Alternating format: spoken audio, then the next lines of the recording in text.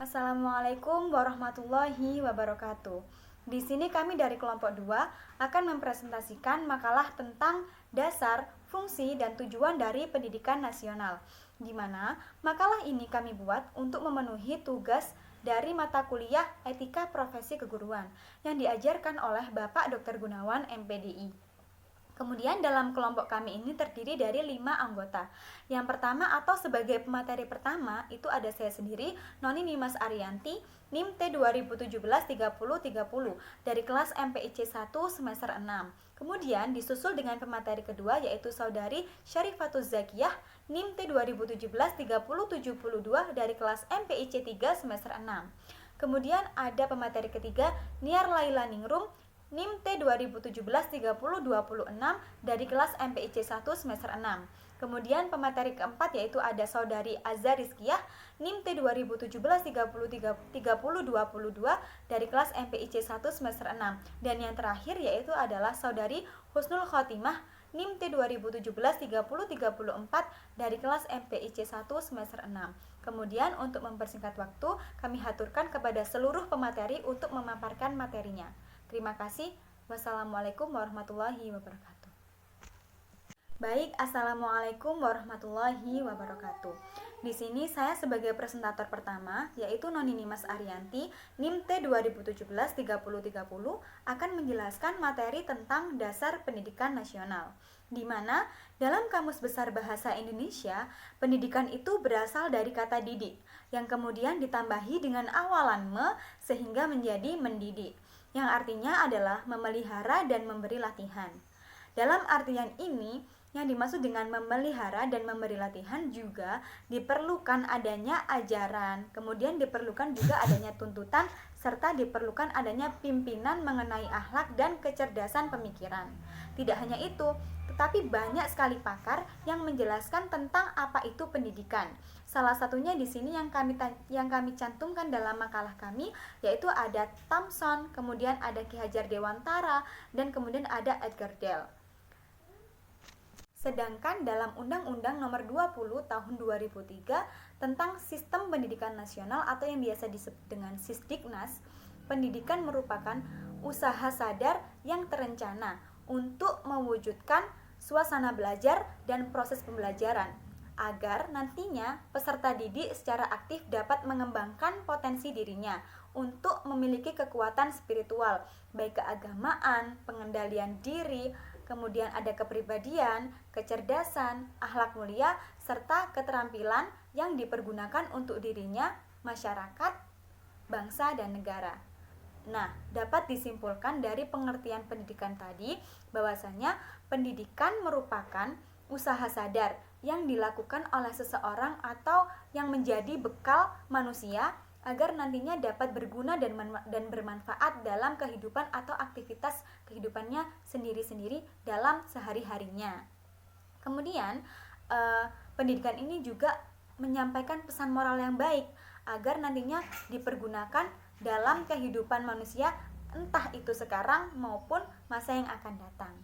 Itu pemaparan sedikit dari saya sebagai pemateri pertama. Terima kasih. Wassalamualaikum warahmatullahi wabarakatuh. Yang kemudian akan dilanjutkan oleh pemateri kedua.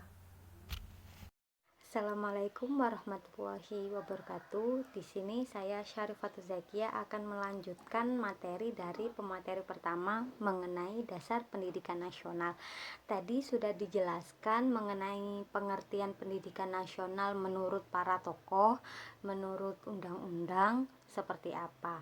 Dan di sini saya akan melanjutkannya.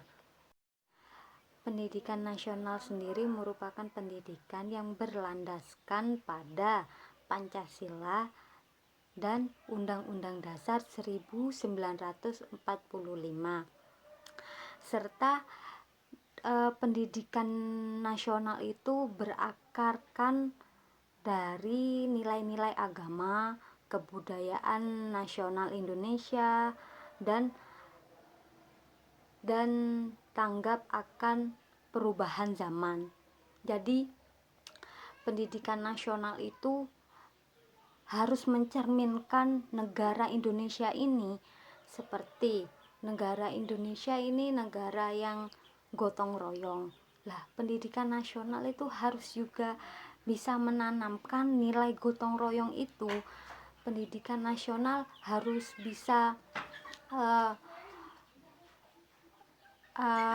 berlandaskan atau mengajarkan bagaimana caranya uh, anak didiknya itu memiliki nilai sosial yang tinggi, seperti itu. Serta tadi kan pendidikan nasional itu tanggap terhadap perubahan zaman. Jadi sah-sah saja apabila putra-putri Indonesia melanjutkan pendidikan ke luar negeri atau ke sekolahan mana saja, itu tidak apa-apa, itu sah-sah saja. Jadi apabila ada pepatah kejarlah ilmu, tuntutlah ilmu sampai ke negeri Cina, itu bisa diterapkan di Indonesia meskipun pepatah itu ada di Islam, seperti itu. Pasti ada yang tanya, kenapa sih Pancasila itu menjadi dasar pendidikan nasional? Kita tahu ya, Pancasila itu merupakan dasar negara, kepribadian, tujuan, dan pandangan hidup bangsa Indonesia. Jadi sebagai dasar negara, Pancasila juga menjadi dasar pendidikan nasional, karena pendidikan nasional itu meliputi atau ikut dalam negara ini, ikut memajukan negara ini, seperti itu. Jadi Pancasila harus menjadi landasan pelaksanaan atau pedoman dari pendidikan nasional, seperti itu. Serta dibuktikan dengan adanya ini, kita kalau lihat di dalam Undang-Undang Republik Indonesia Nomor 20 Tahun 2003 tentang Sisdiknas Bab 2 Pasal 2, yaitu pendidikan nasional berdasarkan Pancasila dan Undang-Undang Dasar Negara Republik Indonesia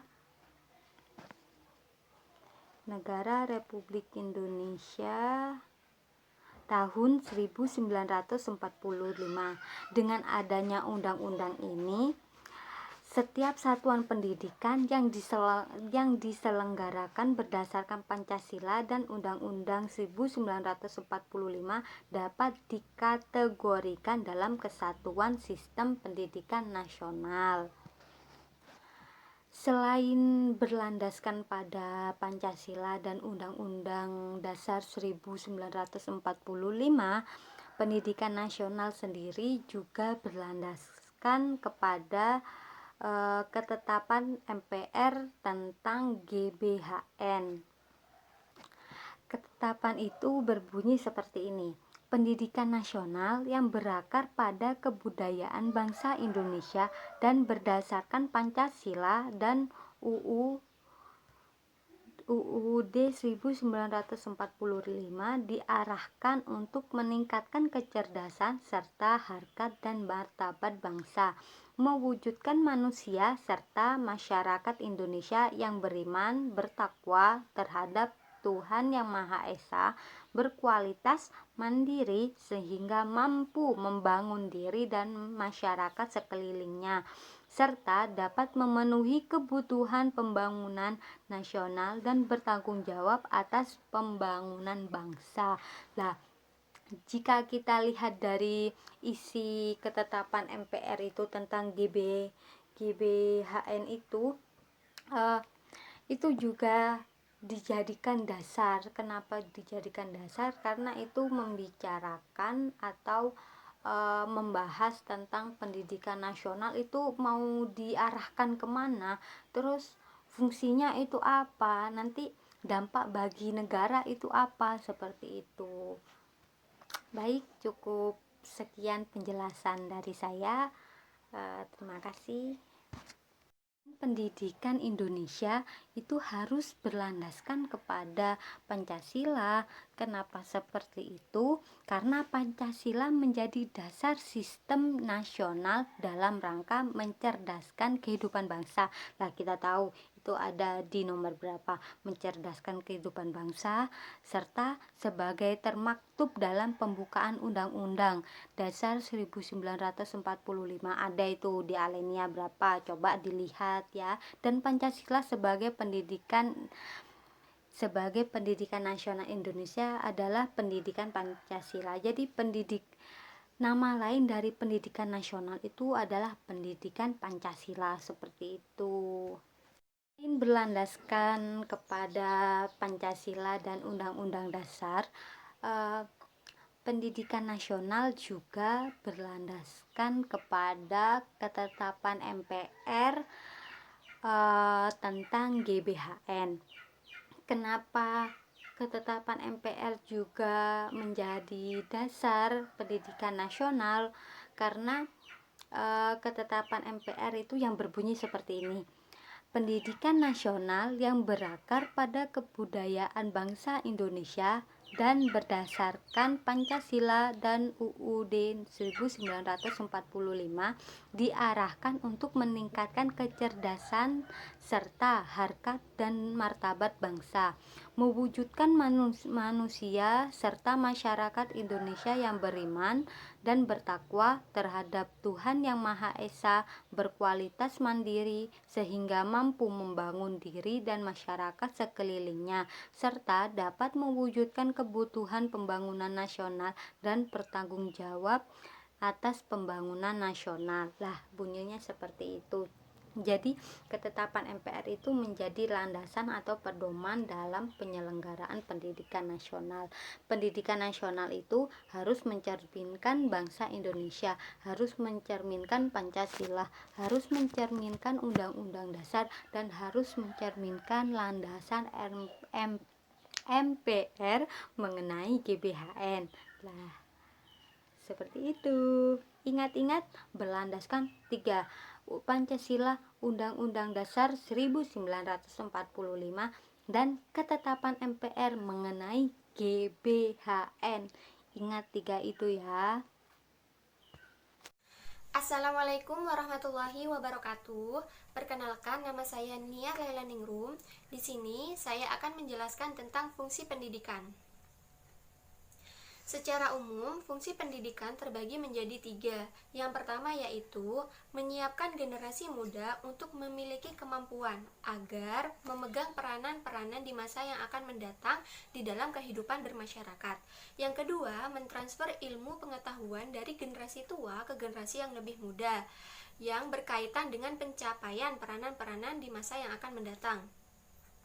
Kemudian, fungsi yang terakhir, fungsi yang ketiga yaitu memindahkan nilai-nilai dari generasi tua ke generasi yang lebih muda dengan tujuan agar keutuhan masyarakat tetap terpelihara. Kemudian, menurut para ahli, salah satunya yaitu Brum berpendapat bahwa fungsi pendidikan adalah agar terjadi proses transmisi budaya, pengembangan kepribadian, peningkatan integrasi sosial, serta seleksi dan alokasi tenaga kerja. Menurut Brum, semua proses atau fungsi yang telah disebutkan tadi sangatlah penting agar kehidupan bermasyarakat tetap bertahan dan berkembang menjadi lebih baik lagi. Selanjutnya, fungsi pendidikan dalam agama, khususnya dalam agama Islam. Adapun fungsi dari pendidikan Islam sendiri yaitu bertitik tolak pada prinsip-prinsip iman, Islam, ihsan, atau akidah dan akhlak untuk menuju sasaran kemuliaan dan budaya yang diridhoi oleh Allah Subhanahu wa Ta'ala. Jadi, fungsi pendidikan dalam Islam di sini yaitu agar terbentuk derajat manusia dalam bersikap, berpikir, dan berperilaku, dan menjadikan orang yang bertakwa, yakni yang menjalankan segala perintah dari Allah Subhanahu wa Ta'ala dan menjauhi segala larangannya. Sehingga terbentuklah muslim yang berkualitas dan berkembang dalam peradaban Islam. Jadi dapat ditarik kesimpulan bahwa pendidikan merupakan proses yang harus terus berlangsung dalam kehidupan manusia, dan proses tersebut tidak akan didapatkan secara instan atau cepat. Jika pendidikan berhenti, maka bagaimana kehidupan manusia ke depannya? Pasti tidak akan teratur dan terarah. Karena etika, norma-norma, bahkan karakter anak bangsa ke depannya akan menghilang. Oleh karena itu, fungsi pendidikan menjadi pintu gerbang bagi anak bangsa untuk memperoleh transfer ilmu, transfer budaya, transfer norma-norma, dan transfer karakter yang akan menjadi imun dalam menghadapi kemajuan modernisasi dan teknologi. Sekian penjelasan dari saya mengenai fungsi pendidikan. Mohon maaf apabila terdapat salah kata. Wassalamualaikum warahmatullahi wabarakatuh. Tujuan di pendidikan nasional di Indonesia atau yang biasa disebut dengan SISDIKNAS, Sistem Pendidikan Nasional, yaitu ada di dalam Undang-Undang Nomor 20 Tahun 2003 yang mempunyai fungsi untuk mengembangkan kemampuan dan membentuk watak serta peradaban bangsa yang bermartabat dalam rangka mencerdaskan kehidupan bangsa. Di sini tujuannya itu mencerdaskan kehidupan bangsa, untuk menjadi peserta didik agar beriman dan bertakwa kepada Tuhan Yang Maha Esa, berakhlak mulia, cakap, kreatif, mandiri, dan menjadi warga yang bertanggung jawab. Selanjutnya yaitu di dalam mencapai tujuan pendidikan nasional ini pastinya tidak mudah. Ada suatu kendala yang harus dilakukan atau diselesaikan oleh sistem pendidikan nasional sendiri. Sistem pendidikan nasional di Indonesia merupakan jangka panjang yang didasari oleh falsafah negara Pancasila Undang-Undang Dasar 1945. Pastinya untuk mencapai tujuan pendidikan nasional tidak mudah seperti membalikkan telapak tangan, namun ada tujuan yang mengarah pada suatu proses ini sendiri yang harus kita kerjakan di dalam sistem pendidikan nasional. Di Indonesia pastinya terdapat hierarki atau tingkatan tujuan pendidikannya. Yang pertama yaitu tingkatan tujuan pendidikan yang pertama yaitu tujuan pendidikan nasional atau TPN. Nah, TPN di sini pastinya setiap tahun akan mengalami berkembangnya sistem pendidikan nasional yang ada di negara kita sendiri. Pastinya setiap tahunnya tidak akan secara terus-menerus akan seperti itu. Pastinya akan berbeda, akan tambah menarik, tambah bagus, dan bisa sebaliknya. Nah, pastinya situasi yang berada di tujuan pendidikan nasional Indonesia ini merupakan suatu harapan bangsa yang harus ditingkatkan oleh sistem pendidikan nasional Indonesia untuk peserta didik. Tujuan ini merupakan di tingkat pusat oleh Kementerian Pendidikan dan Kebudayaan. Ada tujuan pendidikan nasional, Undang-Undang SISDIKNAS Nomor 2 Tahun 1998, yaitu tentang pendidikan nasional yang fungsinya untuk mengembangkan kemampuan dan watak serta peradaban bangsa. Jadi, tujuan ini sangat mengacu dan berpihak kepada peserta didik yang ada di Indonesia. Pastinya dari Undang-Undang Sistem Pendidikan Nasional di atas, baik pada tahun 1900 atau 2003 dan memiliki fungsi tujuan yang sama. Pastinya sistem pendidikan nasional di Indonesia setiap tahunnya akan mengalami hal yang berbeda, tetapi di sini pada tahun 1998 dan 2003 memiliki fungsi dan tujuan yang sama. Nah, di sini yang kedua yaitu tujuan institusional. Tujuan institusional ini merupakan tujuan yang dicapai oleh setiap sekolah atau lembaga pendidikan. Nah, yang tujuan ini disesuaikan dengan setiap sekolah masing-masing dan tujuannya bersifat lebih konkret, dan tujuan ini dapat dilihat dari kurikulum seperti lembaga pendidikan. Yang kedua, ini tujuan ini lebih mengacu kepada setiap satu sekolah.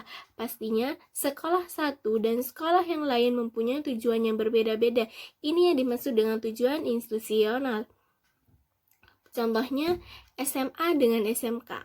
SMA mempunyai tujuan agar peserta didiknya setelah lulus dari lulusan SMA diharuskan atau diutarakan untuk sekolah ke jenjang yang lebih tinggi, yaitu perguruan tinggi. Sedangkan lulusan yang berasal dari sekolah SMK atau sekolah menengah kejuruan ini diprioritaskan untuk selanjutnya output atau kelulusan dari SMK ini untuk bekerja di dunia usaha, dunia industri. Pastinya udah kelihatan SMA dan SMK mempunyai tujuan yang berbeda-beda. Itu merupakan tujuan yang kedua, yaitu tujuan institusional, dan yang ketiga yaitu tujuan kurikuler. Tujuan kurikuler ini merupakan tujuan yang ingin dicapai oleh setiap bidang studi mata pelajaran. Contohnya gini, dalam satu sekolah pasti ada studi mata pelajaran yang berbeda-beda. Contohnya saja saya contohkan pada mata pelajaran matematika. Mata pelajaran matematika SD dengan mata pelajaran matematika SMP pastinya itu berbeda-beda, pastinya itu berbeda. Masa iya anak SMP mau diberi kurikulum tentang SD? Itu berarti tidak sesuai tujuan. Nah, di sini tujuan mata pelajaran SD mempunyai kurikulum tersendiri, dan tujuan kurikulum SMP di mata pelajaran matematika juga mempunyai kurikulum yang berbeda tersendiri. Dan tujuan mata pelajaran matematika di bidang SMA juga mempunyai tujuan mata pelajaran matematika sendiri. Itu yang dimaksud dengan tujuan kurikuler. Yang keempat yaitu tentang tujuan instruksional. Tujuan instruksional ini merupakan tujuan pembelajaran atau tujuan yang ingin dicapai dari setiap kegiatan instruksional atau pembelajaran tertentu. Nah, di sini tujuan instruksional ini dibedakan menjadi dua, yaitu tujuan pembelajaran umum dan tujuan pembelajaran khusus. Tujuan pembelajaran umum ini pastinya lebih umum dan dapat menggambarkan tingkah laku yang spesifik.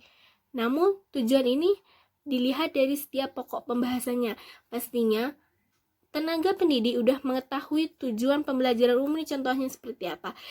Saya sebutkan ya. Contohnya dalam tujuan pembelajaran umum yaitu pada standar kompetensi. Artinya di setiap suatu mata pelajaran ada satu standar kompetensi. Itu merupakan tujuan untuk peserta didik agar tujuan itu bisa diselesaikan. Jadi tujuan ini yang melaksanakannya adalah guru untuk peserta didik. Yang kedua yaitu tujuan pembelajaran khusus atau yang disebut dengan TPK. Tujuan ini merupakan jabaran dari tujuan pembelajaran umum. Jadi yang terlebih dahulu yaitu tujuan pembelajaran umum. Setelah tujuan pembelajaran umum dijabarkan lagi yaitu menjadi TPK. Sedangkan di sini TPK agar mempermudah merumuskan ada beberapa kriterianya. Yang pertama yaitu menggunakan kata operasional. Pastinya seorang tenaga pendidik harus mengerti dan memahami apa itu tentang tujuan pembelajaran khusus, karena ini diprioritaskan kepada seluruh peserta didiknya. Yang pertama yaitu tentang menggunakan kata kerja operasional atau KKO. Contohnya di sini menghitung, menggambarkan, memahami, menunjukkan dan lain-lain. Yang kedua yaitu harus dalam bentuk hasil belajar, bukan apa yang dipelajari. Yang ketiga harus berbentuk tingkah laku siswa, bukan tingkah laku guru. Yang keempat yaitu hanya meliputi satu jenis kemampuan agar mudah menilainya. Ya, seperti itu tentang tujuan pendidikan nasional di Indonesia. Terima kasih. Assalamualaikum warahmatullahi wabarakatuh. Saya Husnul Hatimah akan melanjutkan penjelasan dari Saudari Azza tentang tujuan pendidikan, di mana sebelumnya sudah dijelaskan oleh Saudari Azza mengenai tujuan pendidikan nasional. Nah, di sini saya akan menjelaskan tujuan pendidikan Islam. Tujuan pendidikan Islam secara umum yaitu yang pertama, menghantarkan manusia pada bakat-bakat alaminya, di mana manusia sadar terhadap seluruh tugas dan hak-haknya. Yang kedua, menyadarkan manusia akan penciptanya. Yang ketiga, menanamkan dalam diri manusia tentang hubungan yang harmonis. Yang keempat, menciptakan pemahaman Islam yang sistematis. Yang kelima, membentuk kepribadian yang seimbang. Yang keenam, mengembangkan sumber daya manusia untuk dapat dimanfaatkan bagi kemaslahatan umat manusia. Yang ketujuh, menuntun manusia ke arah metode berpikir ilmiah. Yang kedelapan, menyiapkan manusia untuk berperan serta dalam kehidupan Islam. Yang kesembilan, meneliti sejarah umat Islam dengan cermat. Yang kesepuluh, mendidik dari anak-anak kaum muda serta melatih beraktivitas sosial. Yang terakhir adalah mengukuhkan tali persaudaraan antara kaum muslimin. Selanjutnya, tujuan pendidikan Islam menurut para ahli. Yang pertama, menurut Zakiyah Darjat, tujuan pendidikan Islam itu dibagi atas beberapa tahap dan tingkatan, yaitu tujuan umum, tujuan akhir, tujuan sementara, dan tujuan operasional. Tujuan umum ialah tujuan yang akan dicapai semua kegiatan pendidikan, baik dengan pengajaran atau dengan cara lain.